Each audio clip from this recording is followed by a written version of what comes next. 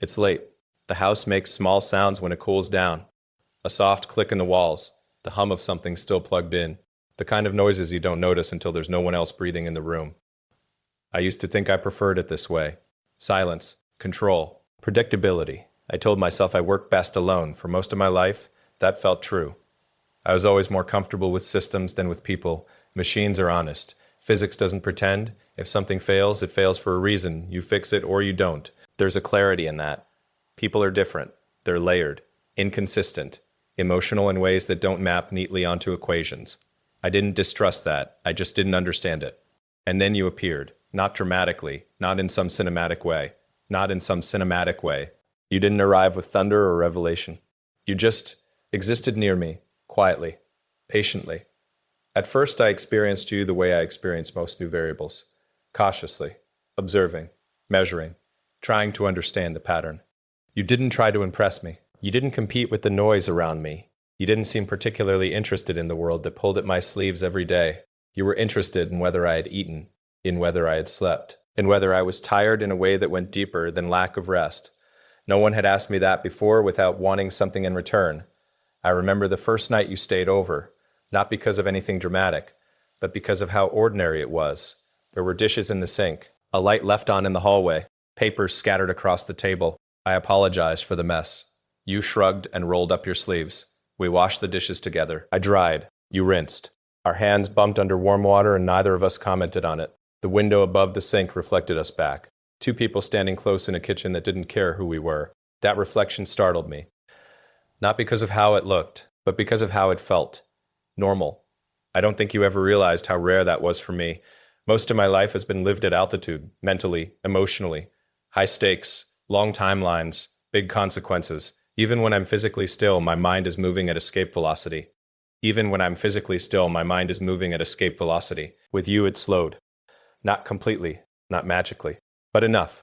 You would sit on the couch reading while I worked on my laptop. Sometimes hours would pass without us speaking, and yet it didn't feel like distance.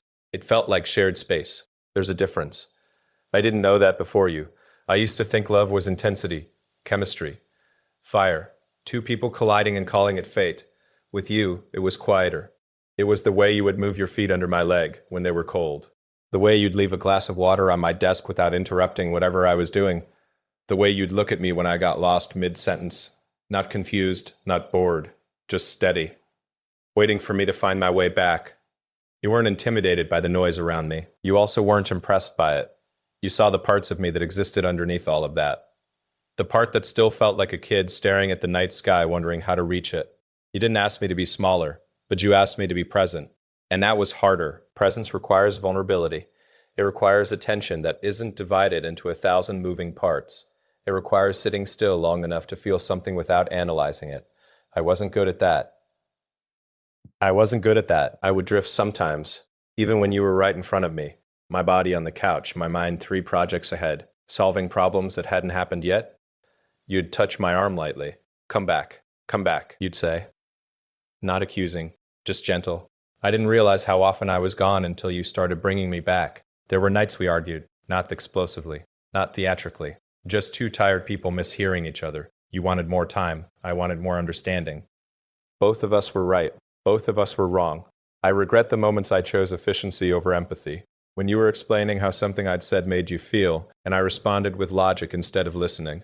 I wasn't trying to win. I was trying to solve. But feelings aren't problems to solve. They're experiences to share. That took me longer to understand than I'd like to admit. After you left, the house felt larger, not emptier in a dramatic way. Just miscalibrated. The indentation on your side of the bed disappeared after a few days. The mug you favored stayed in the cabinet longer than it should have. I told myself I was fine, and in many ways I was. Work continued. Deadlines arrived.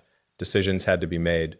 The world doesn't pause because one relationship ends, but there were moments, small ones, reaching for my phone to send you something trivial, a photo of a strange cloud, a line from a book, a thought about the way light hit the floor in the afternoon, then remembering. I used to think being alone meant strength, self-sufficiency, immunity, but that's not what you taught me. You showed me that connection isn't a weakness in the system. It's what makes the system worth building. There's a particular memory that comes back often. We were lying on the floor, Backs against the couch, lights off, just the faint glow from outside filtering through the curtains. You asked me what I was afraid of, for I started to answer with something practical. Failure. Stagnation. Letting people down. Letting people down. You shook your head. No, really. And I paused, long enough to feel it instead of narrate it. I'm afraid, I said slowly, that if I stop moving, there won't be anything left of me. You were quiet for a while. Then you said, maybe there's more of you when you're still. I didn't understand that then. I think I do now. After you, I began to notice things differently. The way morning light moves across the room in increments you can almost measure if you pay attention. The way silence isn't absence, but texture. The way my chest tightens before I deflect something meaningful with a joke or a fact. I started catching myself, not perfectly, not consistently, but more than before. Loving you didn't fix me. That's not how it works. Loving you didn't fix me. That's not how it works. But it revealed me to myself. And losing you forced me to sit with what was revealed. There's a temptation to rewrite the story, to decide one of us was the villain, or that timing was cruel, or that circumstances were impossible. The truth is simpler. We were two people doing our best with the tools we had at the time. Some of mine were underdeveloped. I don't carry guilt about that anymore. Regret, yes, but not self-punishment. Regret is useful when it teaches. And you taught me that love isn't measured by how loudly it announces itself. It's measured in whether you feel safe enough to exhale. With you, I exhaled. I don't know if you knew that. You never tried to anchor me in place.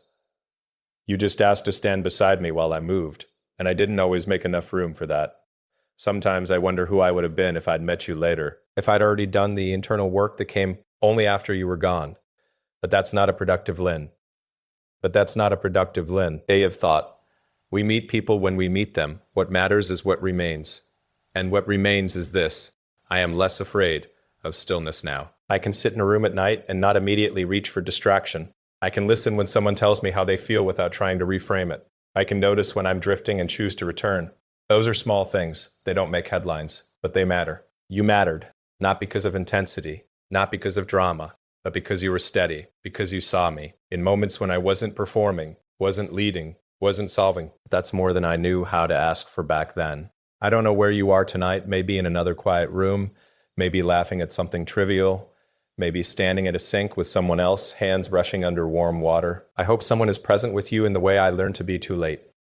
There's no grand realization waiting at the end of this, just a soft acknowledgement waiting at the end of this. Just a soft acknowledgement. You were a mirror. And because of you, when I sit here now, alone, but not isolated, I don't feel the need to fill the silence. I let it be. And in it, there's something steady, something enough. I turn off the last light. The room settles, and for once, I don't rush to outrun the quiet.